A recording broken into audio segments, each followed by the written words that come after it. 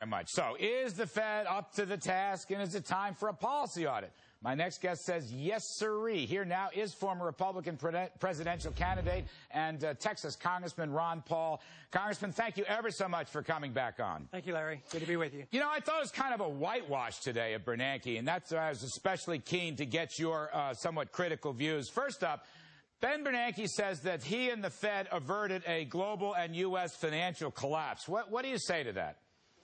Well, I would say that the mess we have today is nothing to brag about. We've gone through a lot of pain and suffering, and we haven't even paid for this. You know, we've created all this new money. We've run up this deficit.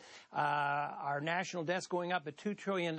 So if he thinks he's averted a crisis, I think he's just made the crisis that much bigger, and it's going to be that much worse. I mean, people now are starting to talk correctly about, you know, the problem in commercial property. So when that shoe falls, what's he going to do? Quadruple the money supply? Then you should be concerned about the value of the dollar. All right. Well, look, before I get to your GAO audit bill, Mr. Bernanke says in the Wall Street Journal and again in the hearing that you attended today that he has the tools and the wisdom to develop an exit strategy to prevent inflation. But he also says that it's not going to happen soon. There's nothing imminent, and he has no plans. And as far as the eye can see, we're going to stay with this easy money policy. Right. Your thought on all that? Does he have the tools? Does he have the wisdom? Or is he going to overstay his easy money welcome?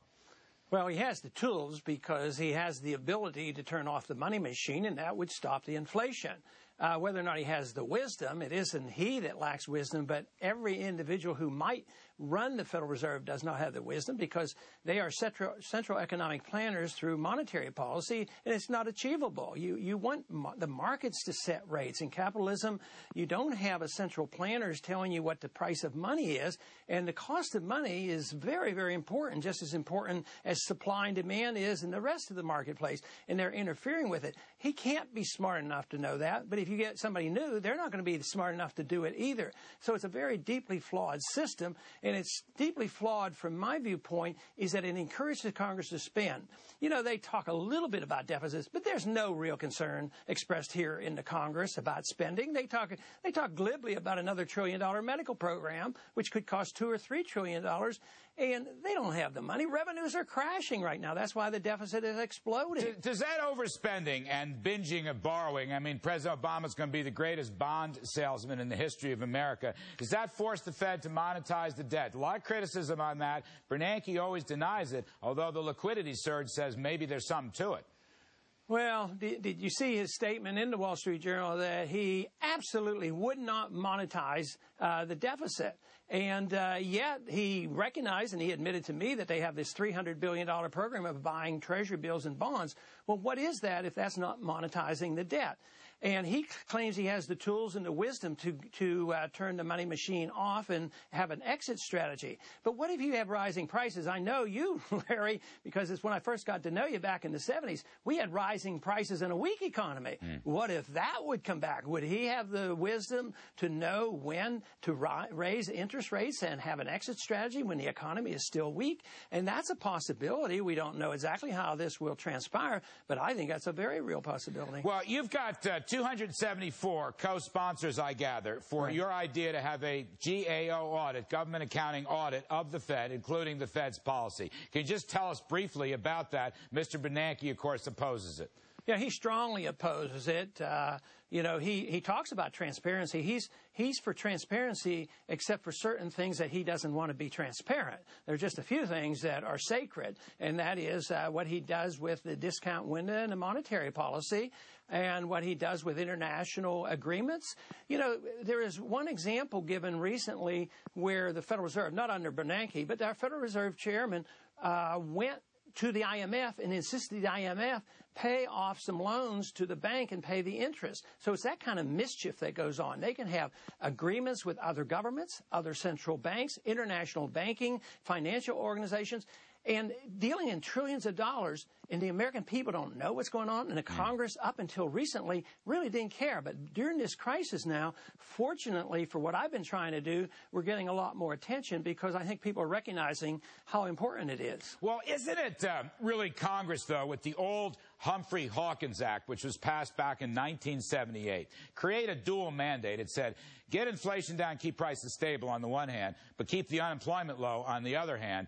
Are those conflicting? And in terms of an audit, don't you need to repeal Humphrey-Hawkins and give the Fed a clear mandate to stabilize the currency, the value of money, and prevent inflation? You know, I don't think that would be a bad idea, but I think the audit could lead to something like that. But first, we want to know what they've been doing. But those are impossible mandates. Full employment, they sure haven't done very well there. They want stable prices of money. Back in the 70s, we had interest rates of 21%. Now they're less than 1%. I mean, it's a total failure. They give us the inflations. They give us the recessions. They give us financial crises. They've given us a depression.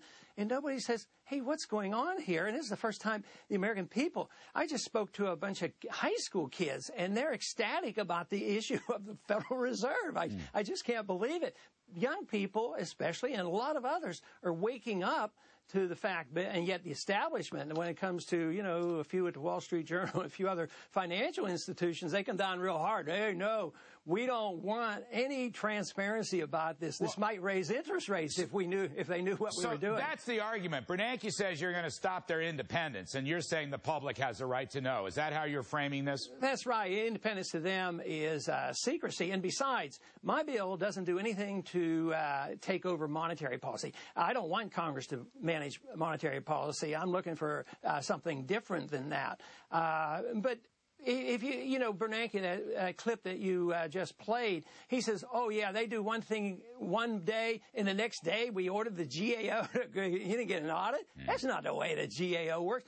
And you could easily put a provision in there and say, we don't even, we want to review everything, but maybe you can't even review some of these decisions for a year or something like that. Well, but we do deserve to know. If they give Goldman Sachs $10 billion for some reason down the road or through the discount window, we have a right and a moral obligation to figure out what he's doing and when and why. If you go down the road a year or two, isn't the real problem going to be, like it was in the early 2000s, that the Bernanke and the Fed, even the institutional Fed, they're targeting the unemployment rate?